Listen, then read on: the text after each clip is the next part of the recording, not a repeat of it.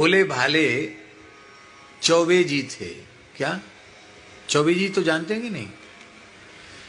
ब्रज में आवे और चौबेन ते परिचय ना होए तो संभव ही नहीं। देखो, ब्रज के जो चतुर्वेदी ब्राह्मण हैं वे बड़े पूज्य हैं, भगवत स्वरूप हैं। ब्रज में जावे तो चतुर्वेदी ब्राह्मणों का, तीर्थ पुरोहितों का आदर अवश्य करे। हम आपको क्या कहें, प्रसंग की बात आ गई है। चतुर्वेदी ब्राह्मण न होते तो ब्रज न होता है। मुगल काल में मुगलों के अत्याचारों से पीड़ित होकर के प्रायः लोग ब्रज छोड़कर भाग गए।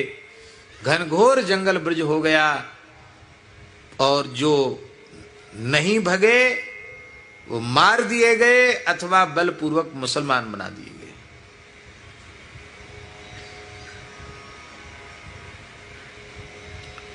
पर मथुरा के चतुर्वेदी ब्राह्मणों ने उस स्थिति में ब्रज का त्याग नहीं किया।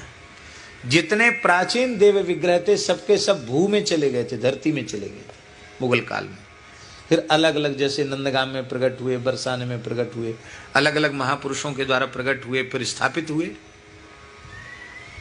सभी ठाकुर भूमिगत हो गए थे। ब्रज में न कोई देवालय था, न कोई मंदिर था, और सब भाग गए अत्याचार से पीड़ित होकर के। लेकिन धन्य है मथुरा के चतुर्वेदी ब्राह्मण, उन्होंने मथुरा नहीं त्यागी। और सुन लीजिए, सारे मथुरा वासियों को भगवान श्री कृष्ण ने द्वारिका भेज दिया। द्वारिका बसाई तो द्वारिका भेज दिया।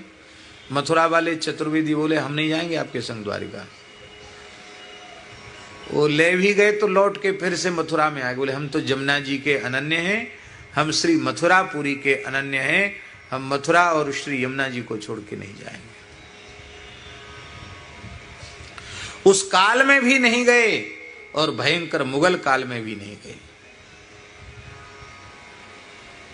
पहलवान थे, वीर थे, लड़ाके थे, इसलिए मुसलमानों का भी साहस नहीं था कि सीधे वो टक्कर लें।